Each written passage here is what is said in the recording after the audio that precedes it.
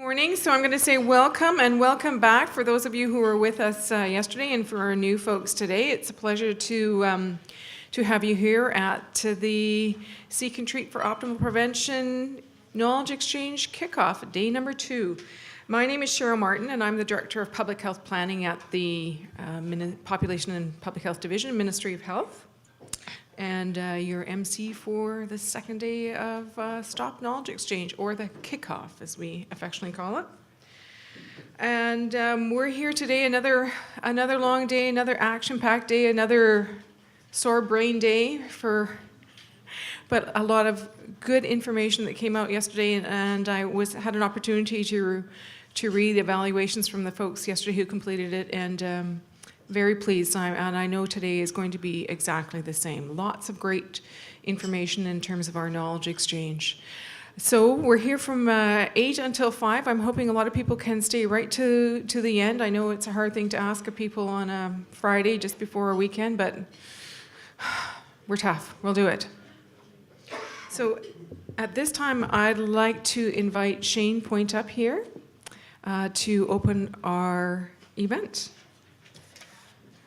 So Shane is a member of the Musqueam First Nation.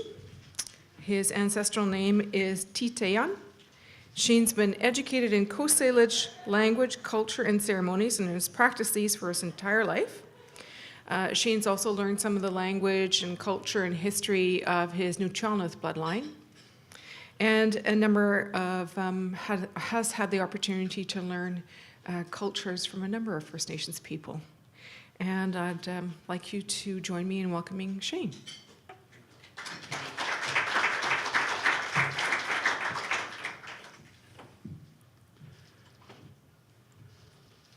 The word that keeps coming back to me is huinatsa. We're one.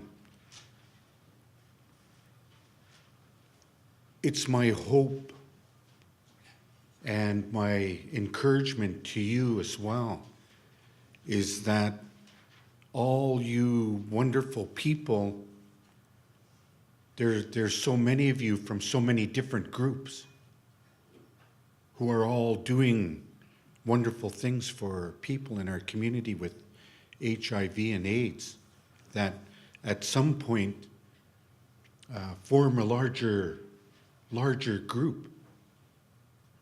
Huinatsa in our family is the more we're one, the more strength that we have. There's an overwhelming amount of strength in the room, and I can imagine that if you were all together, the massive strength that would be. So that's my words for the morning is huinatsa. We're one. We're one.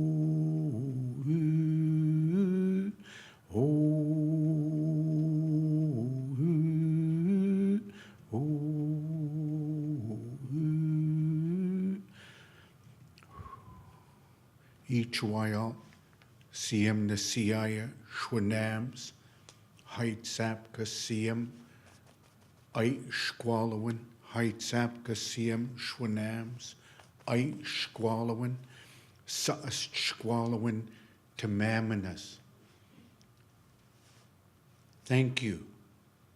Thank you. Good people, leaders.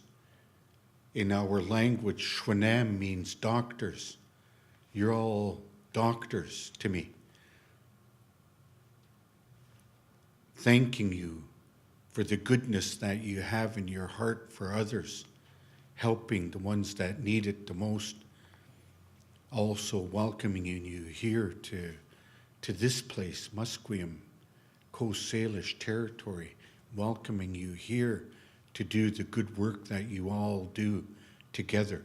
Heights Apkasium. Thank you very much. Thank you, thank you, thank you.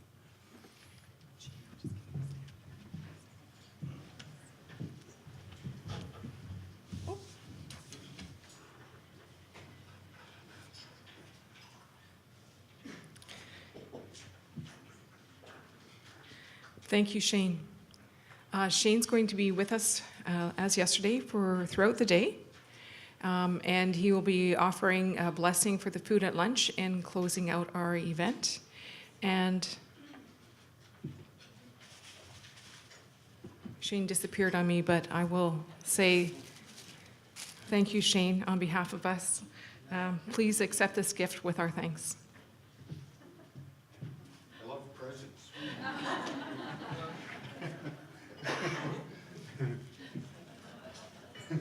Thank you. Thank you very much. Appreciate it. Thank you very much. Thank you. Joanne Schroeder is our plenary speaker today. She's going to be providing a presentation on proportionate universality.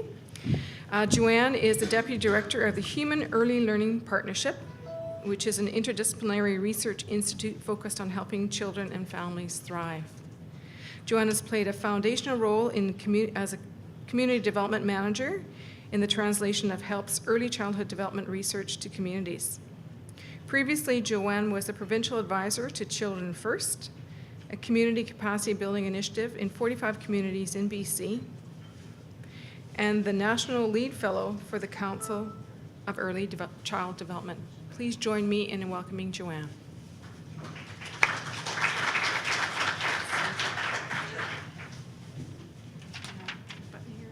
Okay, great. Thanks, Cheryl. Thank you, Shane, for your welcome and for the new word that I will hold on to, Winetson. And I want to acknowledge the traditional Coast Salish people on whose territory we're meeting as well. Really, thank you for inviting me. I probably should say off the top that I know just about nothing in respect to HIV, AIDS, prevention, treatment, testing, all of the things that have brought you together for this event over these couple of days. But I think I know a little bit about this concept of proportionate universality that I think that you'll see some relevance to the work that you're doing. So what I'm going to talk with you about this morning is just give you a little bit of background on the work that we have been doing at the Human Early Learning Partnership at UBC under the directorship of Dr. Clyde Hertzman, who some of you may know, over about the last dozen years now in terms of understanding patterns, the distribution of childhood vulnerability throughout the province of BC, and how that work has led us to really embrace the concepts of proportionate universality as a framework to having a system that actually can address health inequities and health challenges across our entire population. And then I want to spend a few minutes just bringing us back to specifically thinking about how those concepts can be applicable to the work that you're doing. We'll have lots of time, I think, at the end for questions, but I'm also quite happy as we go along if you feel befuddled or you disagree or you're inspired to put your hand up and to ask the question at the time that it occurs to you. So this concept of proportionate universality is really about moving us away from what has been a traditional dichotomy between targeted versus universal approaches to services, health and social services, and really moving us away from that dichotomy of it having to be an either-or approach, and that in fact it can be both.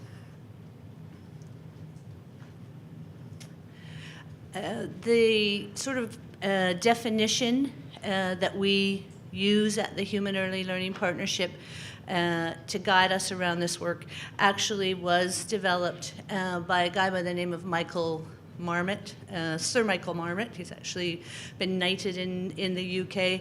I'm sure that many of you are familiar with him. He's a global leader in terms of the social determinants of health, and in fact was the lead on the World Health Organization Commission on the Social Determinants of Health, and our shop at UBC was engaged with that as the knowledge hub for early child development. So we worked quite closely with him over a period of time. And he was asked by the government in the UK to write a review and make some recommendations about reducing health inequities in the population in the UK. And he released a report called Fair Society, Healthy Lives a couple of years ago. And in Michael Marmot's recommendations, he speaks, and you can all read that on the screen, that one of the fundamental principles, the foundational pieces in terms of his recommendations to address health inequities across the population was this concept of proportionate universalism, and that it is about an approach that everyone has access to, and that there is some change in the intensity and the character of services that's related to the degree of disadvantage or the degree of risk. So that's sort of the foundational definition of the proportionate universality. So just a couple of words now. I won't bore you or lapse into some passionate spiel on the early years, but just I think our journey in terms of understanding patterns of children's development in BC and how that's led us to thinking about proportionate universality might be helpful to your thinking. So for about a dozen years now, as I say, we've been collecting data on 5-year-olds across BC. We now have close to 250,000 children in our database. So it really is about as close as you could get to a census of children's development in British Columbia. We have done that using something called the Early Development Instrument. It's a population level measure developed at McMaster University in Hamilton. And it's a tool that is completed by kindergarten teachers on every child in their class at kindergarten entry. The tool is completed at kindergarten entry, but it's actually designed to be a reflection of what has come before kindergarten. It measures children's development in a holistic way, so it looks not only at their cognitive and intellectual development, but at their physical, their social, and emotional development. And it's analyzed in a way that allows us to understand the patterns of childhood vulnerability across the province and how vulnerable children are distributed across the province. So in case you haven't seen an EDI map before, I suspect that many of you have, green is good, yellow is in the middle, and red is less good. So what this map is showing you is the distribution of childhood vulnerability across British Columbia.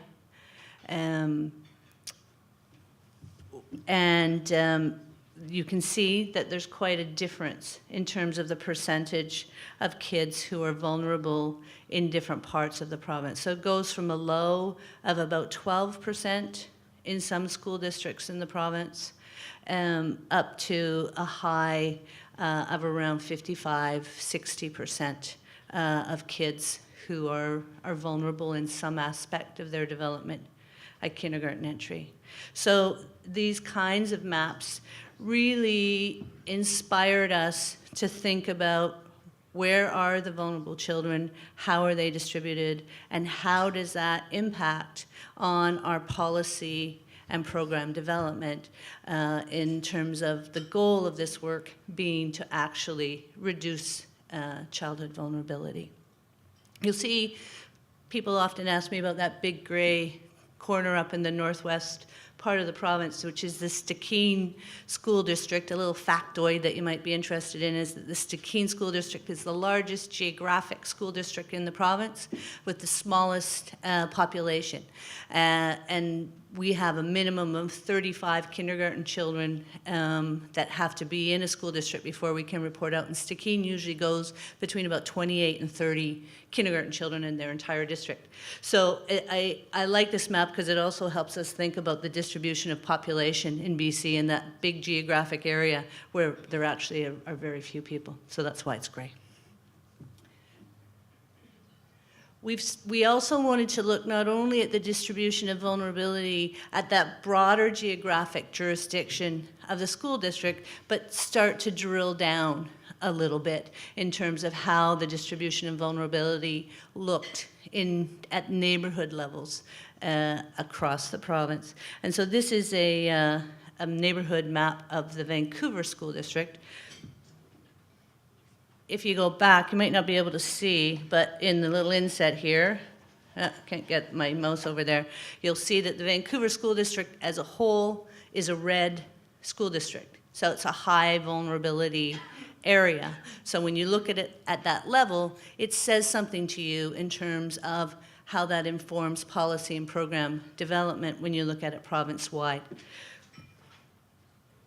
But when you break it down, you can see that there's quite a different story to be told in neighborhoods across Vancouver. So it isn't just, the story isn't just that it's the highest vulnerability school district in the Lower Mainland. You can see that indeed there are some high vulnerability neighborhoods on the east side of Vancouver, and in many ways those are the kinds of things that we would expect.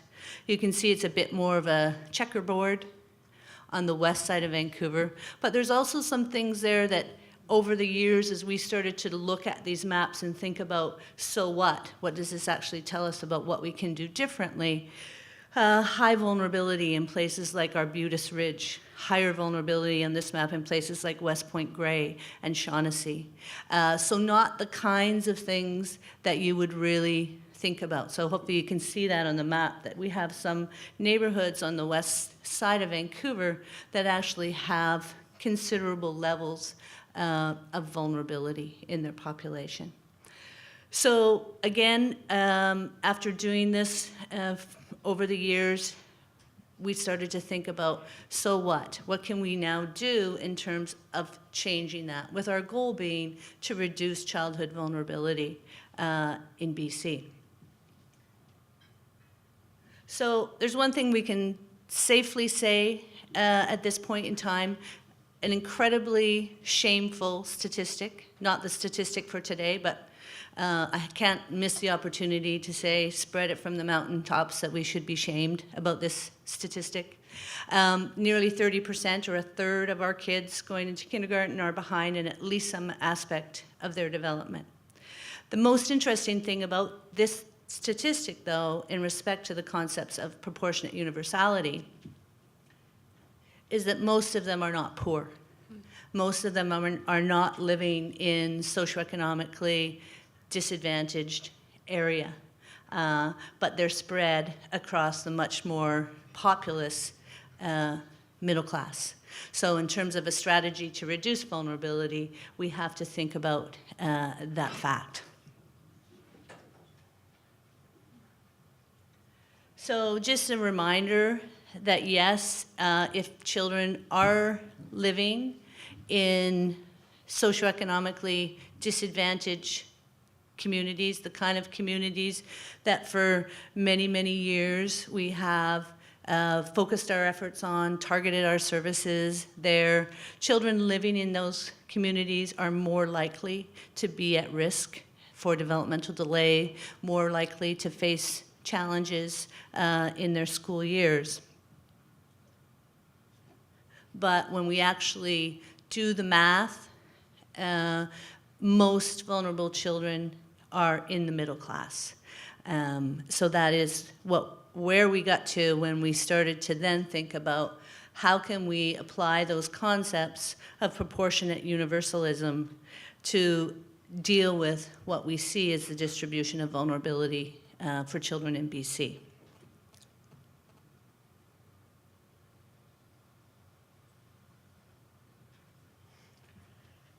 This is another little map. It's great to work at a place where we have all these amazing visualizers, mappers, graphic folks. Makes my life a lot easier. I call this map the armies of the vulnerable. It shows you just another way to think about these concepts. So again, this is looking at the city of Vancouver. And in the background color here, you see socioeconomic character. So we at HELP over the last few years have done a really interesting exercise that I would like to call socioeconomic speed dating. And what it is it's running a whole host, about 400 plus socioeconomic variables in relationship to childhood vulnerability. And from that, pulling out those socioeconomic variables that are the most predictive of childhood vulnerability in BC. We then combine those most predictive variables into a socioeconomic index. So when you're looking at HELP maps and you see information about socioeconomic status, it's based on that socioeconomic index. So you can see what Vancouver looks like in terms of its socioeconomic character, and then you can see the distribution of the children across the neighborhoods. So before I talk about this slide, I should say that what you see there in terms of the dots on that gradient are actual EDI neighborhoods. So right away, when you start to look at the distribution of vulnerability, you can see that there are some advantaged places socioeconomically in BC that have high vulnerability, and some less advantaged places that have low vulnerability. So it's not an exact gradient. There's a whole bunch of clustering in different ways. So our typical approach would be to target to the most vulnerable neighborhoods, the most vulnerable groups. But when we do that, whether our targeting is based on geographic distribution, socioeconomic distribution, ethnic distribution, no matter how we define our targets when we're thinking about the population of children in BC, yes, a targeted program is able to reduce vulnerability for that group if we can provide an effective program.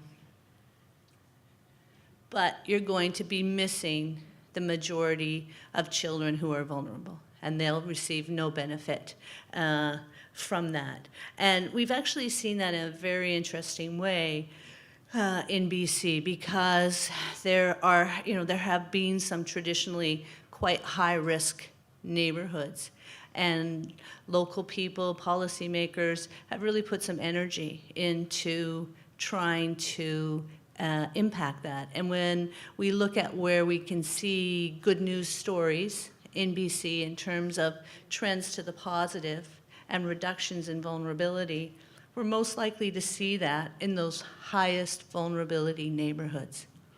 But while we've been having those local successes, the provincial vulnerability rate has been rising. So it really does just re-emphasize that the majority of vulnerable children are not able to access those targeted efforts.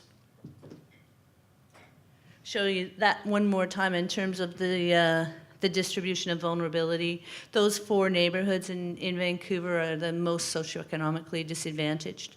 And you can see just by looking at the armies of the vulnerable that far and away the majority of those vulnerable kids are living in the southeastern corner of Vancouver and haven't received that targeted service in the same way. And if you know, sometimes Vancouver's not the best example because it certainly is the most socioeconomically divided place I think we have. Changing now, but when you look at that east-west divide in Vancouver, it's much stubborner than many other places in the province in terms of the disparity. But if I look at any school district in BC, I do the math about targeting to the 3 most vulnerable neighborhoods in that school district. There's no school district in the province where the same, it doesn't hold true, that I'm still missing the majority of vulnerable children. And I've done the math because I like that sort of thing on every school district. And usually you're missing about 70% of the vulnerable children by targeting to your 3 most vulnerable neighborhoods. So targeting is not the answer. So that's where we have gone in the past to this notion of having to have a universal approach. And I think one of the things that, you know, is sort of core to the concepts of proportionate universality that's probably worth just reminding us of now is that universal does not have to mean uniform. And I think that that's a misconception that a lot of people have, is that universal means the same service for everyone. And that's a key piece in terms of thinking about this conceptual framework, is that universal does not mean uniform. So if you do have just a purely universal approach, I think all of us have had the experience of setting up programs, and potentially one that's relevant in your world is the notion of sort of mums and babes groups that are open to everybody in health units across the province. And I've had many conversations with public health nurses to say, we're really not getting at those marginalized families. We're really not getting the hard to reach families. And we see that across other parts of the system as well. People who access the library, people who access Strong Starts. When the service is completely universal, then there's an inequity of access. And in fact, what happens is that the gradient is steepened, or the disparity between the haves and the have-nots is actually widened. And so in our world, it's, you know, developmentally, the rich are getting richer when you have just purely a universal approach to policies and programs. So the key to this notion of proportionate universality is identifying and addressing the barriers that are keeping some people from accessing universal services, and designing the services in a way that there's a different intensity, a different character, a different scale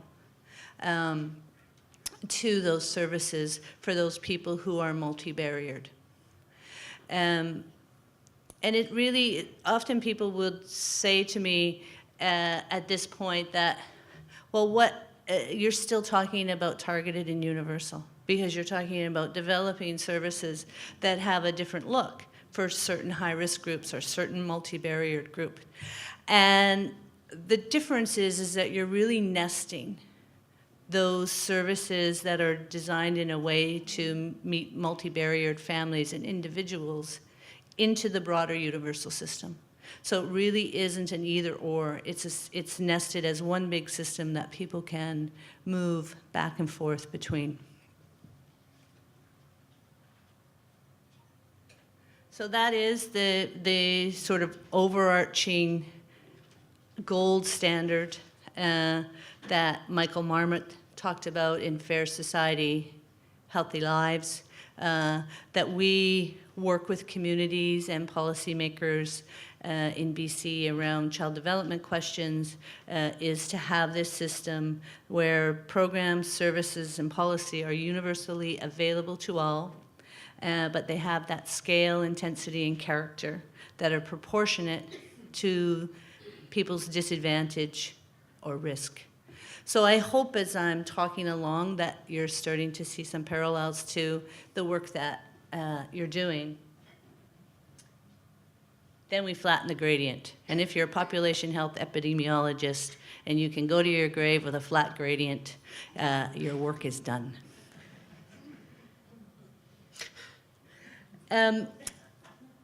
So in theory, everyone can, I think, pretty much agree with this notion of a proportionately universal approach. The hard work, and when we are able to talk with communities, is in actually first identifying, and then looking for a solution to address the barriers that are there for people to access, and then being able to design those services in the way that we've talked about.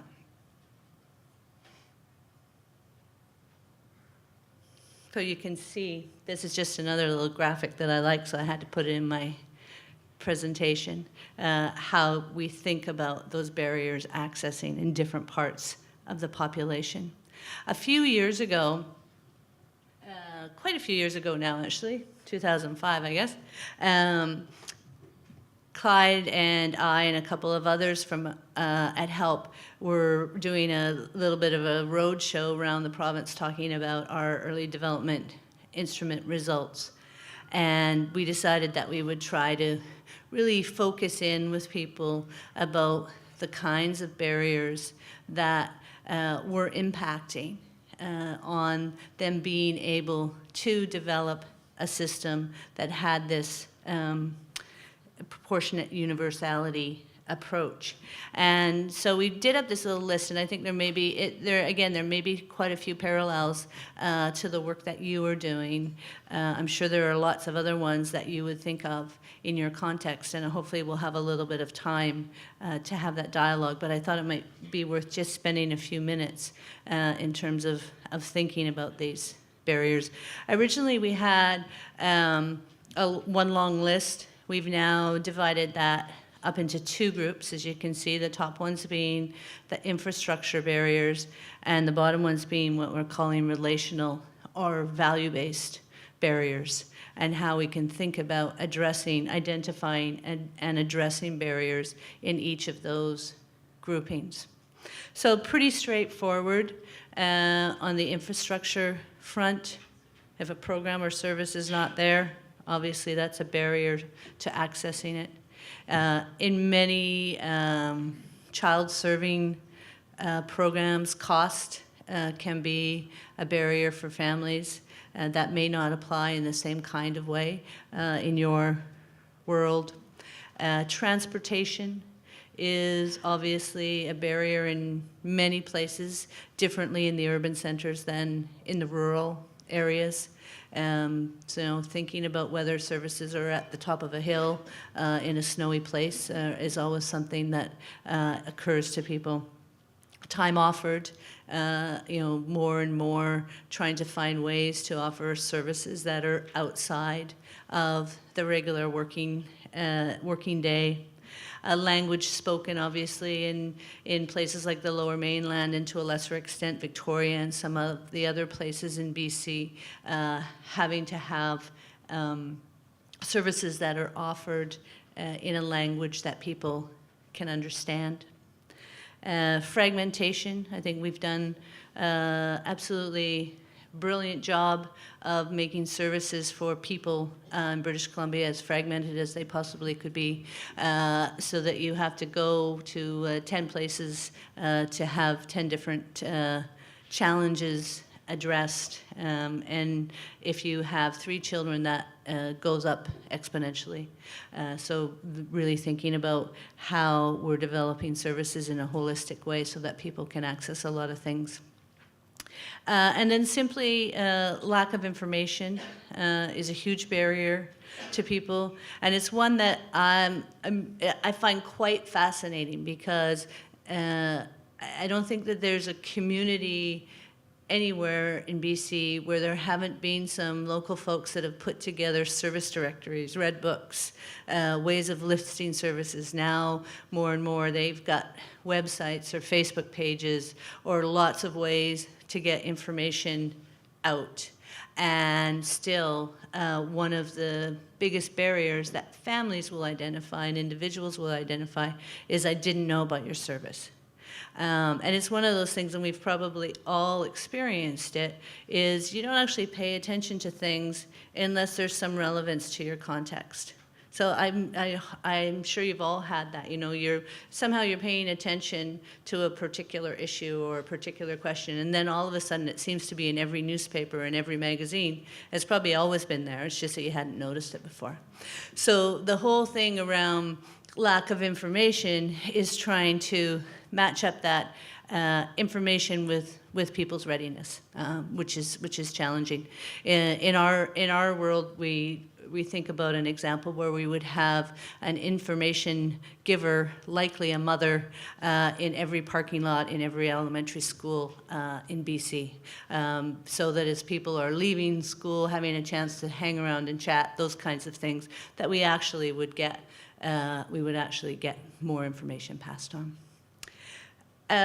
The infrastructure barriers, I sometimes call the easy barriers, and I get people throwing things at me when I say that, so I shouldn't really say that. I don't think they're easy in the sense that they all cost resources to address, and we all know that resources are not easy to find, but they're easy in the sense that we know how to fix them. So if transportation's the issue, get a bus. If everybody in the neighborhood speaks Cantonese, get some Cantonese-speaking staff. So I'm not trying to be trite about it, but there are some fairly basic solutions to these infrastructure barriers if we can find the resources. The harder barriers are really those relational or value-based barriers. And in fact, for many families, it's these barriers that keep them away from services. And I always like to tell the example that I heard about a couple years ago about how in New Westminster, the social planner, is anybody here from New West? They probably know this story better than I, got approval from council to have all the money from parking fines go to reducing costs for people to use recreation services. So most municipalities have some way of increasing access to recreation services, but it's challenging. So they had a real big investment into that. And it turned out that very few people came, even though the services were free.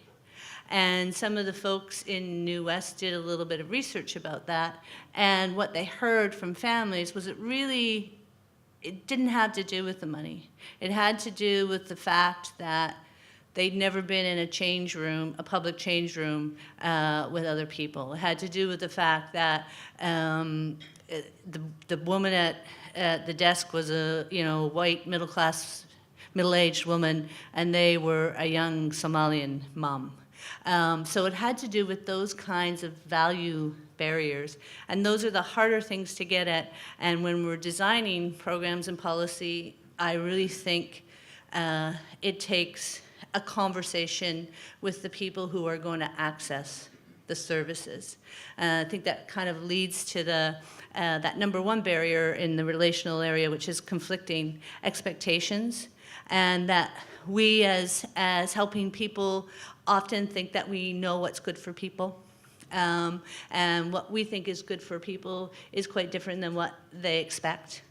And a really good example of that is, again, coming from the child development world, is we build programs that we call things like Mom's Time Out. And Mom's Time Out, Mom comes and she thinks, great, I'm going to go get my hair cut, get a few groceries, leave my kid. But in fact, what it is that there's some child minding if you get a parent education session at the same time, because we think she needs a parent education program.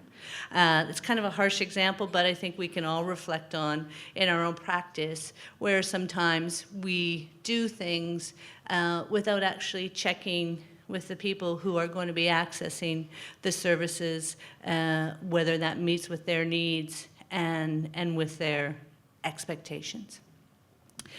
Social distance, lots of good examples of how that plays out, and I'm sure there's lots of parallels in the work that you're doing in this area. You don't want to go to a program if you're a man and it's only women there. You don't want to go if you don't own a car and it's only SUVs parked out front. And there's more subtle things too. In doing this work around the province, we had a chance to talk to different people, and I remember this conversation with a couple of young mums up in Salmon Arm, where we were talking about, what kept them from going to some of the local programs. And the one girl said to me, I went to high school with those girls, and they were the cheerleaders, and I was the druggie, and they're always going to see me that way. And so really starting to think about how you break down those kinds of things. Do you have different programs for cheerleaders and druggies? Probably not, but at least acknowledging that and moving to a place that you can address those barriers and be open about them. And often the key around some of those things is actually in a peer-to-peer relationship rather than in a service provider to client kind of relationship. And parental consciousness, I suspect this notion of consciousness is an important one for your work in terms of we think about what do people know about their risk, what do people know about what their children need or what they need, and that sometimes it's just a matter of they're not aware that there is a health need, a developmental need. They just haven't been given the information about that. So hopefully that gets you thinking about how barriers might be applied to the concepts of proportionate universality as you're moving forward in the work that you're doing. How are we doing for time? Great. We're good? Talk more? Go for it. Questions? I'll take one quick break now and see if people have questions or comments about anything I've said so far, and then we'll switch into this notion about applicability to your work. So I just wanted to follow on that, on your discussion about the social distance aspect as a barrier.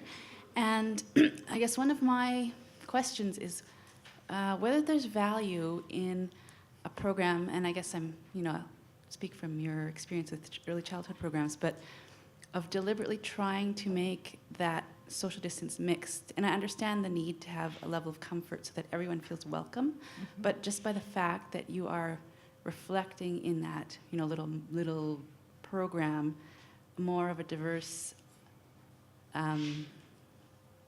representation of your community, does that actually benefit? I mean, I can see that it would benefit, but I'd like to know, does that actually really benefit the people that we might consider more disadvantaged to be in that mix, or does that still, because we haven't properly addressed all those distances and barriers, their ability to basically develop more and participate more fully? Mm-hmm. Great question.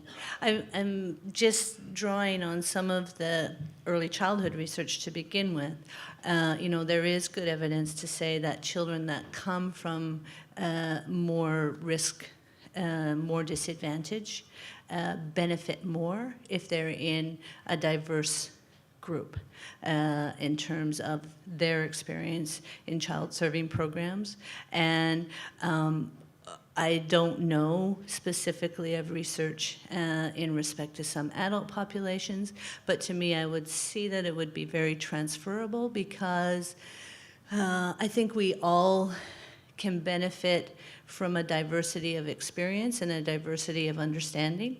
That being said, if that's a barrier for people to be there, then that's not something that we would recommend. There's a couple of really interesting approaches in the Lower Mainland which might be relevant in terms of supporting refugee families. And one is bringing in people from a whole bunch of cultures who share a refugee experience. And that program, in terms of what the parents are saying about it, they think is brilliant. They just love having the exposure to other cultures, having their kids begin to be exposed to a multicultural environment, which is what they're going to grow up in. The way they've made that work, though, because obviously if you're a refugee from a particular country and you don't see any alignment or any safety there, you're not going to go. They've done it in a peer-to-peer way. So making sure that there's a nucleus of people that are like yourself, that makes it feel safe enough.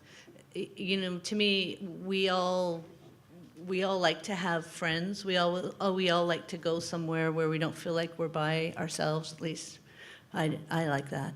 And I think it's the same concept. And so if you can do that, I believe there's a stronger benefit to blending groups, whether the groups are ethnic groups or socioeconomic groups or those kinds of things. So.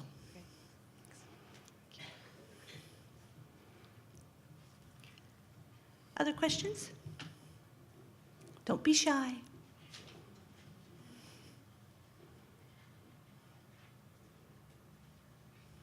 Okay, well, I'll talk a bit more about this, and then I really would like to ask all of you some questions in respect to how you see the applicability or the relevance for some of these things in your work. And yeah, so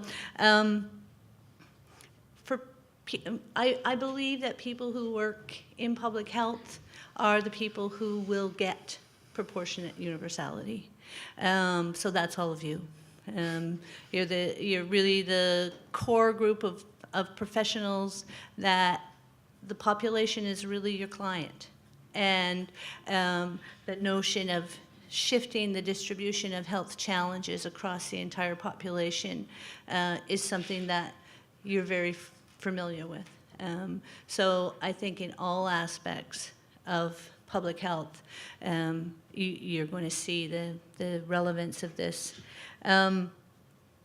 Already I can see how the concepts can be applied in many of the public health approaches that I'm most familiar with. And the one that came to mind when I was thinking about this yesterday was, you know, the new nurse-family partnership program, and how that's nested into a more universal perinatal, postnatal services.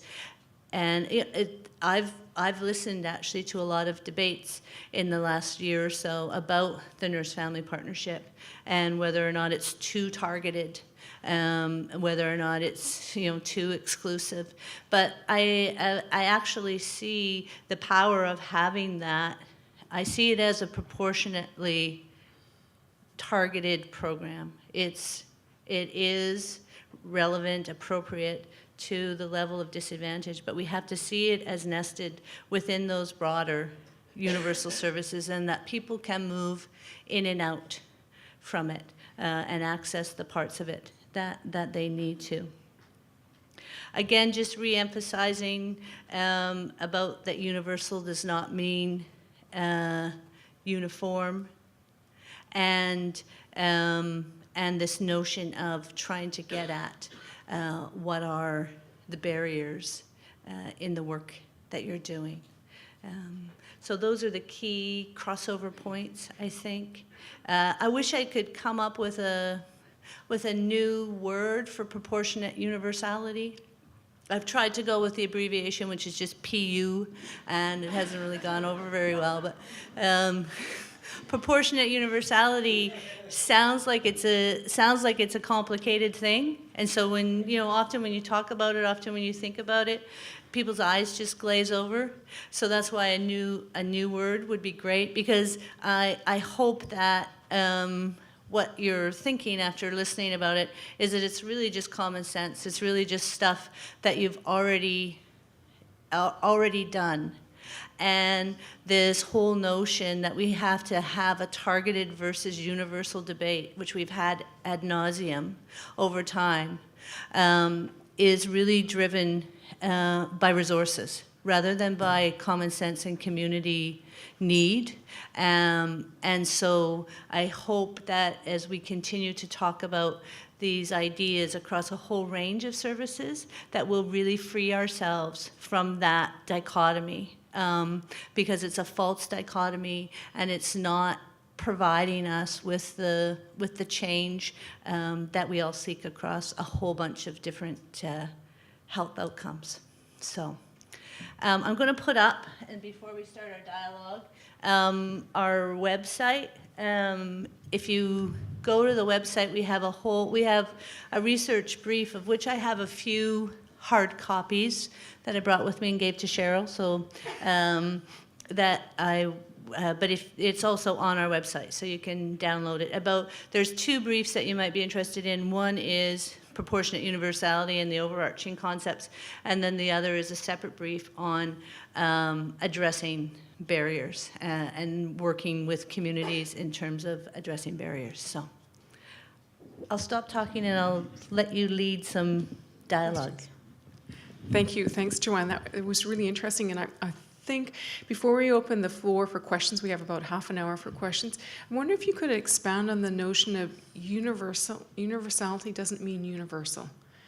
And just talk a little bit about that for a minute, and then we'll open the... Doesn't mean uniform. Doesn't mean uniform. Thank you. I see I needed to take some notes. It doesn't mean uniform. If you could expand on that, and then we'll move into some questions. Okay.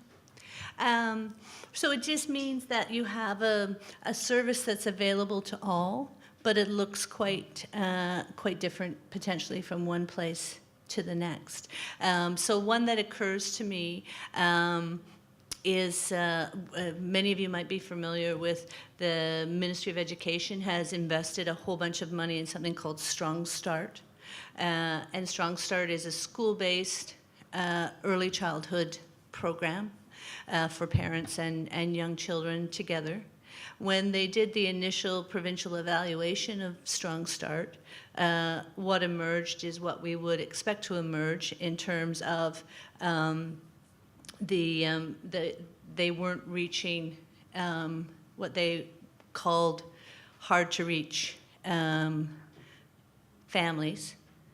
I hope that we can all actually redefine that, and because there are no hard to reach families, there are only hard to reach services. But anyways, that's another point. So they've done a ton of work since that initial evaluation to tailor the Strong Start programs to the local population.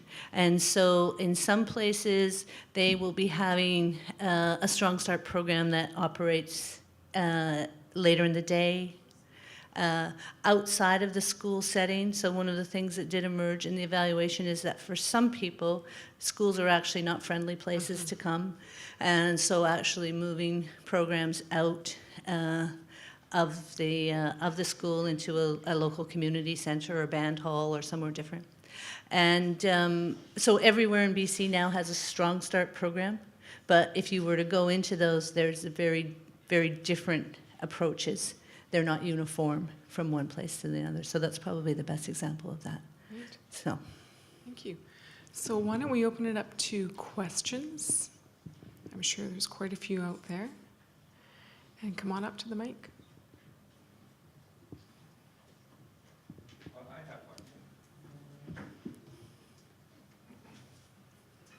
Thanks, Joanne.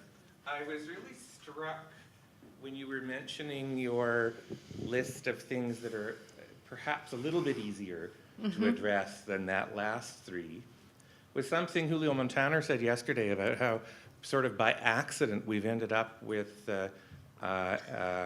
access to HIV meds in BC without co-payments and extra costs and so on and so on. And that's a really big part of what we've learned more about in this pilot over the last few years. But the other thing he talked about, and I'm not sure, there might be others who want to comment about this, was he talked about turning it around from people accessing services to added intensity that's about the service thinking about how it reaches and engages people. And I wonder if you could, because that to me wasn't sort of ever quite explicit in what you were talking about, but I suspect that's underpinning a lot of what Marmot was talking about. Is that something you can comment on a bit? Because I think that's about changing how we think about ourselves and our programs and our purpose. Yes. Well, yeah, I mean, just firstly to strongly concur with that idea. And it is really about that mind switch in terms of hard to reach families or hard to reach services. And that the work is really about having services that are accessible, not about breaking down the barriers that families have. And yeah, I mean, I think we see that in all kinds of ways. And thank you for that comment, because that should be more explicit when we're talking about the barriers and listing them there. So it's good for me to know that you didn't pick that up in that way. So yeah, very much so. And maybe others have something to add to that. Chris apparently has something to add to it. He's pointing at you.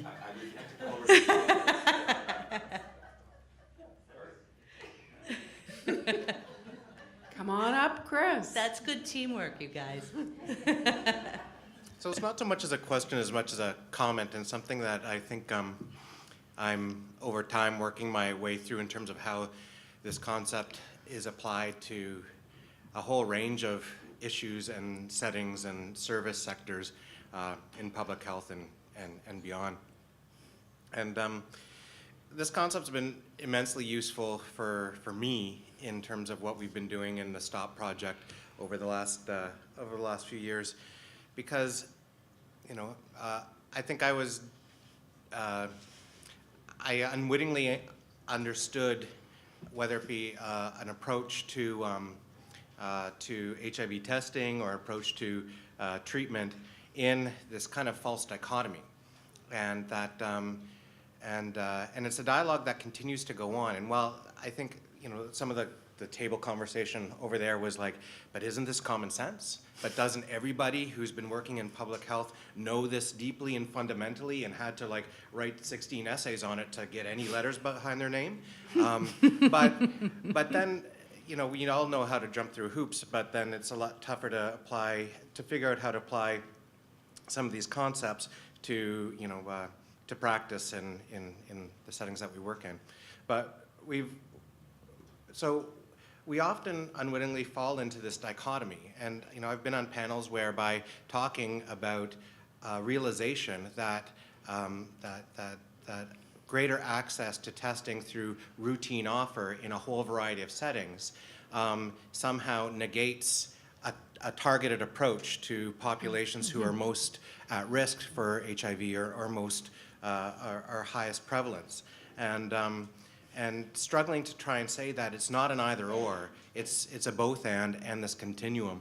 And I think that applies not just to HIV testing, but we really also have to think hard about access to services and antiretrovirals and others, like as Warren brought up as well. But I think the dichotomy and the dogma around it lives a little bit more entrenched in the testing end of things. But the piece so it's easy to say, okay, it's both and, it's not either or, it's targeted and universal. But then the piece is that, okay, if we are going to increase and try to really focus on how we, through targeted HIV testing modalities, how we increase access and really practice in a culturally safe manner and remove all barriers. And we're also going to implement access to HIV testing at every point at which somebody can comes into contact with the healthcare system, hospital, primary care, et cetera, et cetera. What's really reflecting on, and I think is definitely work to do for us, is just this piece, that universal does not mean universally accessible.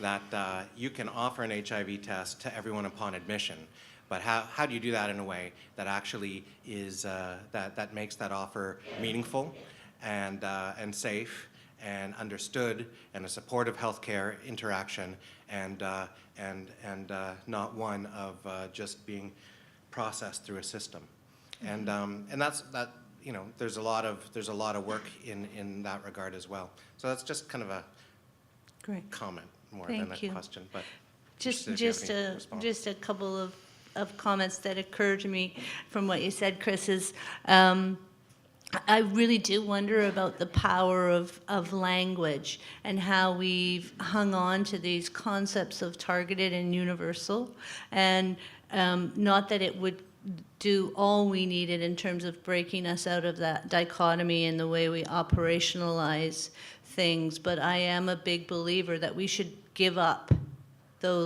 certainly the language of targeted, and start to talk about different intensity or different scale, and building it as one large universal system. That as soon as we start to talk about targeted, it takes us off in a direction that gets us stuck. So I hope that we'll all collectively think about what might be a better way to be articulating what we're wanting as our proportionately universal system. And then just in terms of this notion of, how do you make universally offered opportunities accessible to people. I do believe that there's always work to be done to talk to those people and to find out what are the hitches for them in terms of feeling like offers of any kind of service are meaningful. And I'm sure you already do lots of that, but that just occurred to me as you talk that the kinds of learning that I've done by talking to that young woman in Salmon Arm and many others like her about why they don't go to services have been the places that have been the most powerful and have stayed with me in terms of my thinking. So, thanks. Other comments? I'd be really interested in just people's reaction around the whole, question of barriers and the things that were occurring to you as we were talking about that and how they did apply or not within the work that you're doing.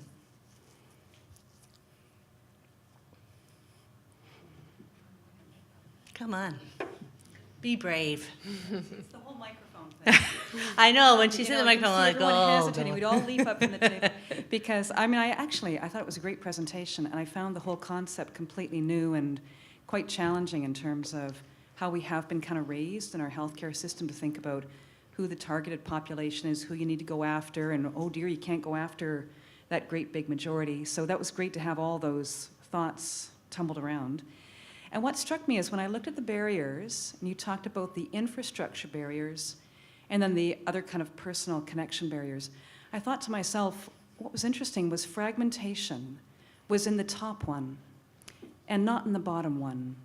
And for myself, I do a lot of community-based work. I do community consultation, so I was really glad to hear you acknowledge the importance of asking people first, what do you think the services should look like? But a lot of what I hear about is this sense of terrible disconnection that people have generally, socially. That's no surprise in kind of mainstream North American society. But there's also a terrible sense of disconnection from our institutions that just are, we all know they're not necessarily built for the people who are using them. They're built for the institution's convenience. That's the way institutions work. but it's that fragmentation that people feel between their normal everyday lives and then that huge building called the hospital, or that mid-sized building called the clinic that they walk into. And so I'm coming into the health system world and realizing what a huge challenge it is for the institution, whether it's a big health authority or a major hospital, to think about, oh dear, how do we completely reorient ourselves as a system so that we're still practical, so that we still meet those targets. We need to do that.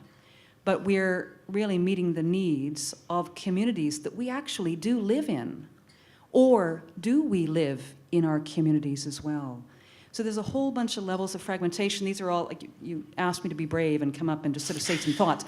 These are thoughts that were running through my mind about, Excellent. That's one of the major underlying challenges that I pick up on, is just our health institutions have gotten so far away from common sense. And the great thing I will say about the STOP project is that I think we had leadership who were old community activists. And so they knew the importance of connecting and being common sense. Okay. Not old, sorry, no. Experience. She meant We're experience. all using, community we're all activists. using hair dye, I notice, and fancy glasses or whatever. But I just think that was a key part to major successes in this project. But I think about the larger healthcare system because I work across the region, I work across all different levels of healthcare, and I just think, how do we reconnect? This is a great way of juggling up some of that thinking, but it's a big barrier when we're up against institutions that don't have an interest in listening. Every day I hear doctors say, I don't need to talk to the patient, I know what they need. Or I talk to them every day, I tell them what pills to take, I know what they need. They're not listening at any, it's dead from the neck down. And it's about institutions, So it's an interesting challenge, socially, politically, in terms of communities, how we reconnect in all kinds of holistic ways, like you mentioned. Yeah. Anyways, just wondering where sort of your institute's thinking is going and maybe that larger institutional challenges. Thanks, by the way. I appreciate all those comments. One of the things that we spend a lot of time thinking about in my world around child development and the question of fragmentation is the need to put a whole bunch of services together into one place. And that's a real trend in my world, is that we have to have these hubs of service we have to integrate. And because of the way we've chopped up the services, I support that 100%.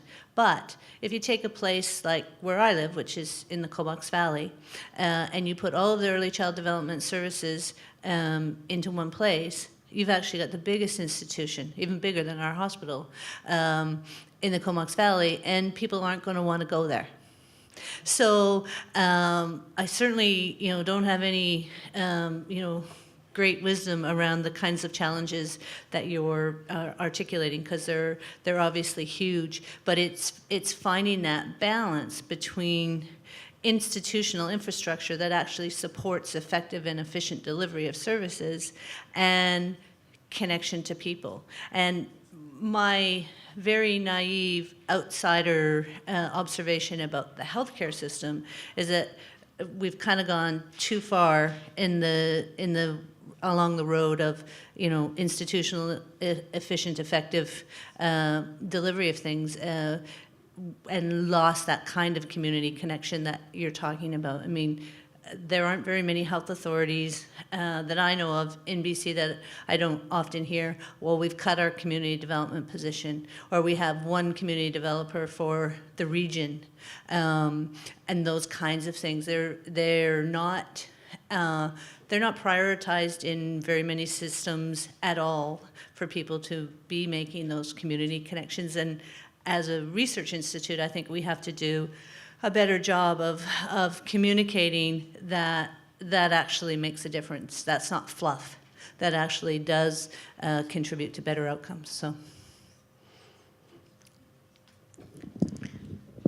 Thank you. Any further questions for Joanne? We've got time.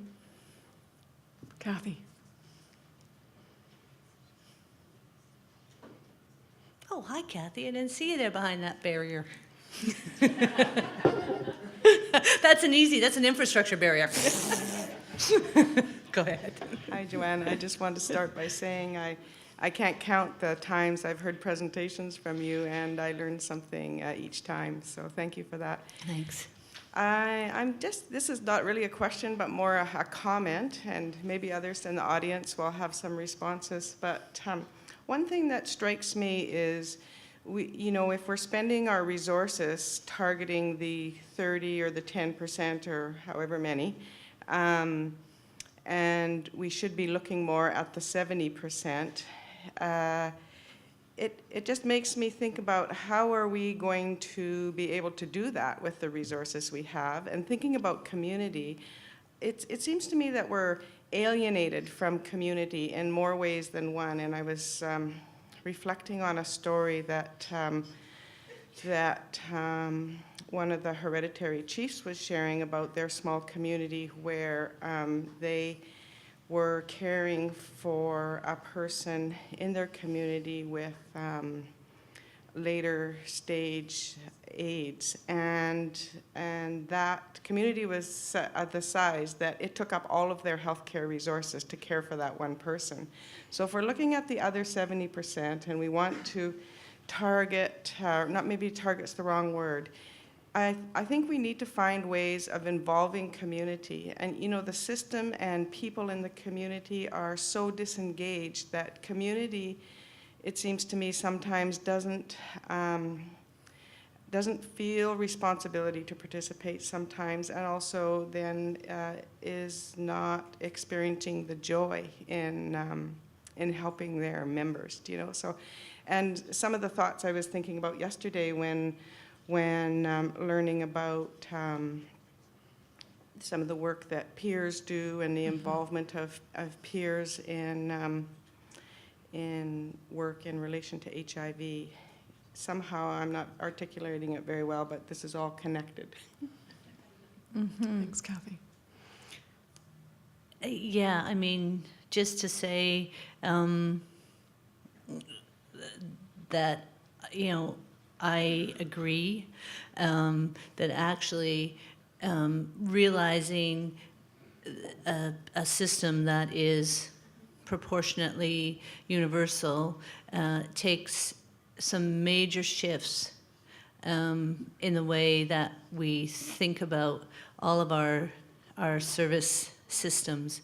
And, for me, and again, I'm sure you've all had this experience of sitting around a collective group of people and talking about how things are getting worse, how there's more work to do, how there's more challenges. And I don't know why we haven't long ago just given our head a shake and saying we continue to invest and we continue to say that things are getting worse. So somehow we've got to give our heads a shake on that. And the idea of reconnecting people to services and institutions, both you and Kathy spoke of that, I think is so critical. The other thing that you also have to say is we need more resources. So let's not be too Pollyanna-ish about that. At some point, we have to have more public investment in all aspects of this as well if we're going to make change. Go ahead. Well, maybe it's probably not the complete answer to the resource issue, but I think it highlights the importance of partnerships with, I guess, public health not trying to take it all on its own.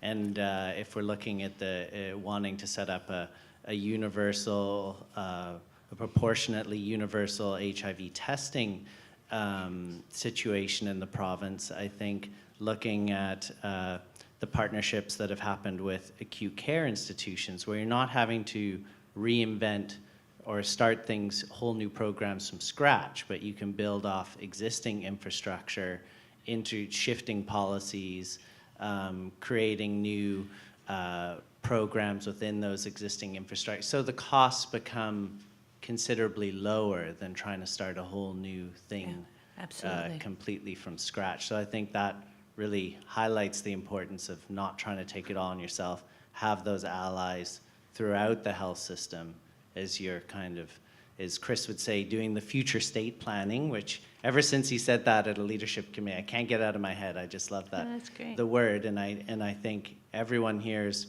undergoing some sort of future state planning and thinking right now, and it's just a thought that came to mind, Cathy, around it. Thank you. And just one thing to add on to that, we have been at HELP over the years watching the places where the child development outcomes are better than you might predict, where things have gone consistently well. And one of the key characteristics of those communities is that they have strong interorganizational, intersectoral, interministerial partnerships. So just really to emphasize that that's an important point. Thanks.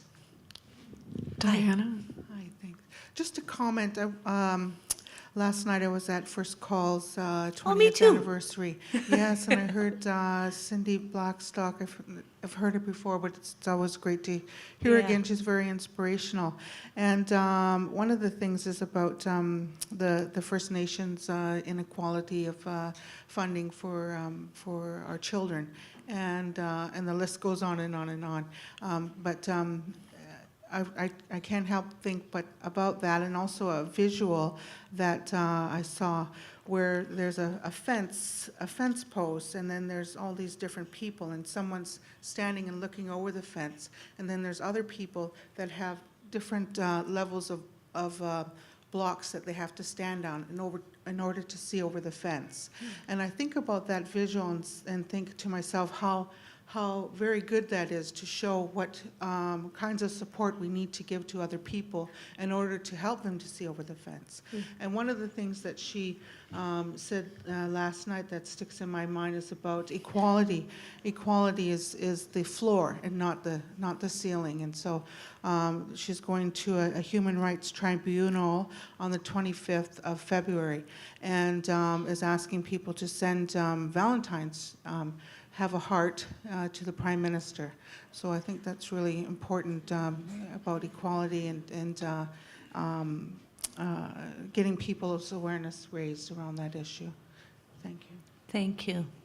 Yeah, and I took a lot from Cindy's talk last night too, and I really liked what she said about, equality being the floor and the relationship between what we're doing in the Charter of Rights and Freedom, that in terms of the universally available tailored services, it is about people's right to have that. So thank you. Hi. Hi. So just one comment about equality and vulnerability.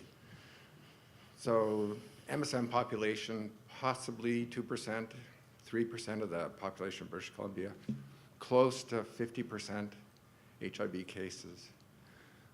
That's certainly not a disadvantaged community, but it is vulnerable. So I think one of the things that people, the relationship between vulnerability and equality, that they're not necessarily the same thing. And the other comment I was going to make about the universal healthcare system around testing for HIV, I was just thinking that if we limit testing to access to the healthcare system, every time I break my leg, I get an HIV test. That's not, like we need more than access.